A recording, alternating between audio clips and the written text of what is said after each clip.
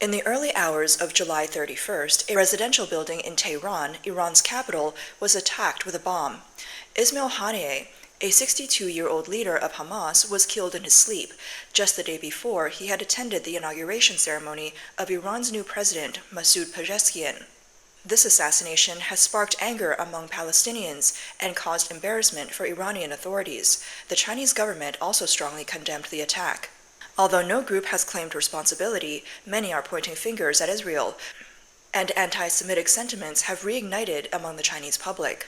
On the day Haniyeh was killed, his profile pages on Chinese websites like Baidu, Sogo, and 360 Encyclopedia changed colors, automatically switching to mourning mode.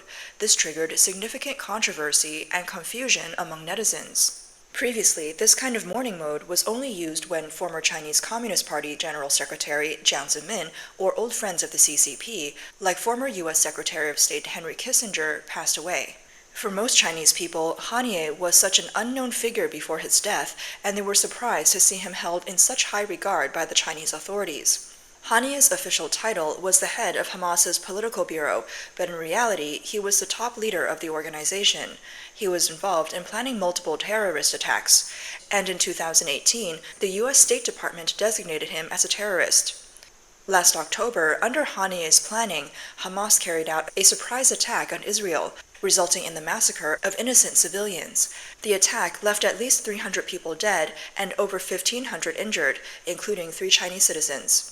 Many Chinese found it incomprehensible that Chinese websites would honor someone responsible for killing Chinese citizens. However, some argued that Hamas had previously shown respect to the CCP by signing the Beijing Declaration, and Haniyeh's death deeply saddened the CCP.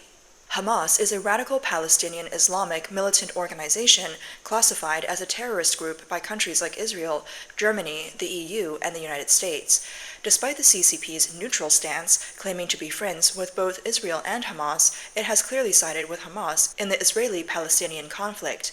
The CCP has never condemned Hamas's brutal massacres, even though Chinese citizens were among the victims. After the massacre of October 7, 2023, the Israeli military launched a full-scale offensive against Hamas terrorists, leaving the group with little ability to resist. To consolidate Palestinian factions, preserve the last remnants of Hamas, and establish China's image as a peacemaker in the Middle East, the Chinese government urgently intervened. On March 19 this year, Ke Jian, the Director General of the Department of West Asian and North African Affairs at China's Ministry of Foreign Affairs, met with Hamas leader Ismail Haniyeh in Qatar. He expressed China's support for the Palestinian cause. A month later, at China's invitation, Hamas and Fatah held talks in Beijing to discuss how to end their internal division. On July 23rd, under the witness of Wang Yi, a member of the Chinese Communist Party's Politburo and China's foreign minister, 14 Palestinian factions, including Hamas and Fatah, jointly signed the Beijing Declaration on Ending Division and Strengthening Palestinian National Unity. The Chinese government called this a great achievement, claiming it brought precious hope to the suffering Palestinian people. However, according to a report by the New York Times, Palestinians affairs analyst Jihad Harb said, "What happened in China isn't significant." He stated that there were no signs Hamas and Fatah intended to end their division. For China, bringing Hamas and Fatah together offered an opportunity to enhance its image as a key player in the Middle East. But for the Palestinian factions, attending the meeting was mainly about appeasing China. Harb noted that all parties wanted to gain favor with this global power. William J. Hurst, a professor of Chinese politics at the University of Cambridge, explained that the Chinese government places great importance on symbolic interactions. These interactions are not only for overseas audiences, they also aim to present a picture to the Chinese people that the Chinese government is a significant and good force in the world. U.S.-based commentator Tang Jingyuan told Voice of America that the CCP's involvement in the Middle East is fundamentally part of its global competition with the United States. This is similar to the CCP's support for Putin's invasion of Ukraine to weaken NATO and America's alliance system, as well as its military expansion in the South China Sea, East China Sea, and Taiwan Strait. For a long time, the Chinese public's view of the Israeli-Palestinian conflict has been the opposite of that in the Western world. Chinese people generally sympathize with and support the Palestinians and hold strong anti-Israel, anti-Semitic sentiments. After the massacre of Israeli citizens by Hamas, the Israel in China account, managed by the Israeli Consulate General in Shanghai, posted a video on October 10th. In the video, the Consul General in Shanghai appealed to Israel's friends in China for support. The video received thousands of comments, mostly critical of the Israeli government. Chinese media has also shown anti-Semitic sentiments, exaggerating Israel's actions against Hamas while rarely reporting on Hamas's brutalities. Regarding the anti-Semitic sentiments online in China, Karis Witt, the founder and executive director of the Sino-Israel Global Network and academic leadership, remarked that these views stem from a misinterpretation of reality. Witt told the Voice of America, "It comes from not having access to good information. It's not real anti-Semitism or a hatred of Israel's or the Jews. It's a kind of version of brainwashing that happens when you don't really know what's going on and you're only fed one side of the story. It's understandable." She bluntly stated that history has shown China's Middle East policy essentially involves selling out Israel when convenient to gain the support of Arab nations. This kind of brainwashing dates back to the Mao era and is rooted in CCP ideology. The official narrative consistently portrays Palestinians as victims and Israel as the aggressor. The CCP has historically glorified attacks by Palestinian radical groups against Israel as liberation movements for national independence, while labeling Israel and its supporter, the United States, as monopoly imperialist hegemons. This explains why the CCP has referred to the US as the big hegemon and Israel as the little hegemon ever since the Mao era. It also underpins the CCP's anti-Semitic stance and the Chinese public's overwhelming support for the Palestinians in the Israeli-Palestinian conflict. Political scientist Eberhard Sandschneider, a partner at Berlin Global Advisors, told Deutsche Welle, "Israel is a robust democracy, firmly anchored in its alliance with the United States of America. From a Chinese perspective, Israel is, therefore, geopolitically on the other side of what China is currently planning, namely a strengthening of the anti-Western alliance." The friendship between the CCP and Palestine has a long history. In May 1964, the Palestinian Liberation Organization, PLO, was established. The following year, it set up an office in Beijing with diplomatic privileges. In November 1988, Palestine declared the establishment of a state in the West Bank, which it controlled. China was among the first to recognize the state and establish diplomatic relations. The late PLO leader, Yasser Arafat, visited China 14 times. His successor, Palestinian President Mahmoud Abbas, has visited China 5 times since 2005, 3 of which were after Xi Jinping came to power. In June 2023, Palestinian President Mahmoud Abbas visited Beijing, and both sides elevated their diplomatic ties. China and the Palestinian National Authority issued a joint statement establishing a strategic partnership. This declaration marked another step in China's efforts to compete with the United States and expand its political and economic influence in the Middle East. In return, Abbas expressed support for China on nearly all its concerns. For instance, he explicitly stated that the Xinjiang issue is not a human rights issue, but rather about counterterrorism, de-radicalization, and anti-separatism. He opposed Western countries using the issue as a pretext to interfere in China's internal affairs and affirmed that Taiwan is part of the People's Republic of China. China often emphasizes non-interference and mutual respect, which means sovereignty first rather than human rights first. Western countries, however, believe that human rights are universal values that transcend sovereignty. For many Arab countries and a considerable number of Muslim nations, China's approach is appealing. China seeks to unite these emerging countries to build a new international order, and nearly all these countries support Palestine. In contrast, Israel, backed by countries like the UK and the US, is seen as a defender of the existing world order, making these nations China's major strategic adversaries. Consequently, China has sided with Palestine in the Middle East and the Russia-Ukraine war.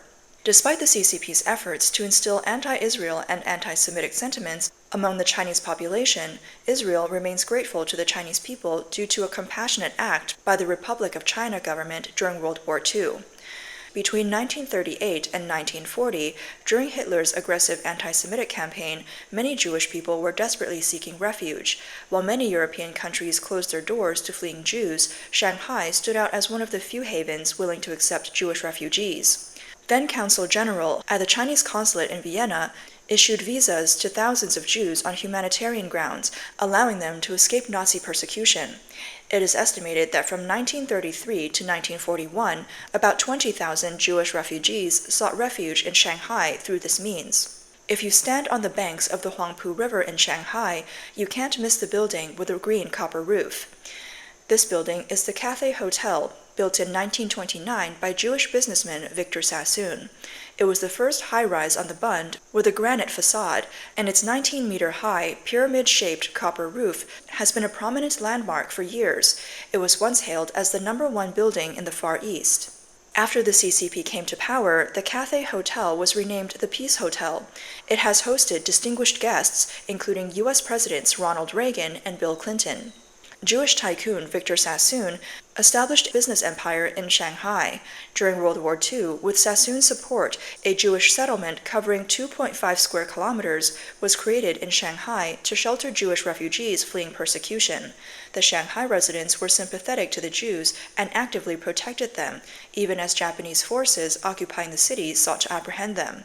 After the Chinese Communist Party took over Shanghai, Israel was one of the first Western countries to recognize the People's Republic of China. However, the CCP treated Jews with bias, leading most of them to leave Shanghai. Sassoon was forced to sell his business to the CCP at prices far below their true value.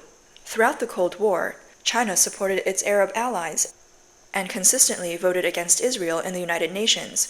It wasn't until 1992 that China and Israel established normal diplomatic relations. On August 26, 2015, to commemorate the 70th anniversary of the victory of the global anti-fascist war, the Shanghai Jewish Refugee Museum was inaugurated. At the opening ceremony, the Israeli Consulate General in Shanghai produced a promotional video titled "Thank You, Shanghai," to express the Israeli people's heartfelt gratitude to the Chinese people.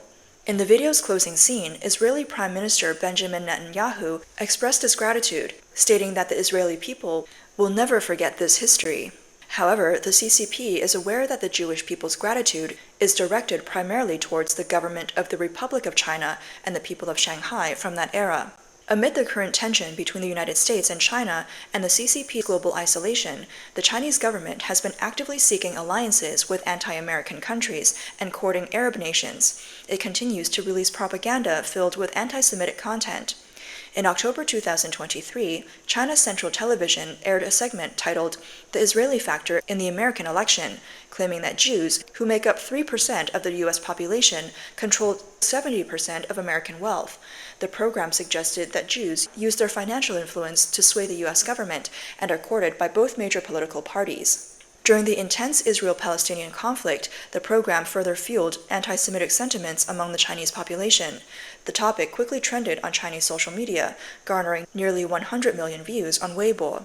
However, the CCP's anti-Semitic propaganda has not affected Taiwan.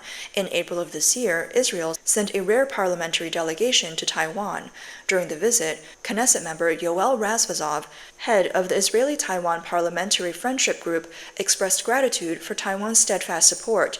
He particularly thanked Taiwan for its moral courage in expressing concern and support following Hamas's terror attack in October and the Iranian strike on April 14th. Knesset member Boaz Toporovsky continued by noting that both Taiwan and Israel are small countries facing challenging international situations. Despite their size, they are strong and resilient. Both nations have advanced in technology and other fields and share common values and beliefs. The shared mission of Taiwan and Israel is to deepen bilateral cooperation and exchanges, creating a better future for the next generation. The anti-Semitic and pro-Arab liberation movements promoted during the CCP's isolationist era have deeply influenced the older generation in China. The younger generation has started to think more independently. Mr. Zhang, a 40-something academic in Shanghai, told DW that there is a generational gap in attitudes. He observed that many young Chinese netizens support Israel.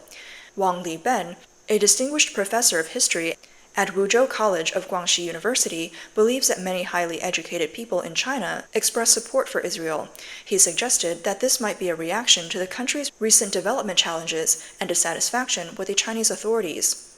Some commentators argue that all of the CCP's rhetoric is ultimately about advancing its ambitions. They believe that China is not genuinely interested in promoting peace in the Palestinian territories because prolonged chaos in the Middle East strategically benefits China's competition with the West.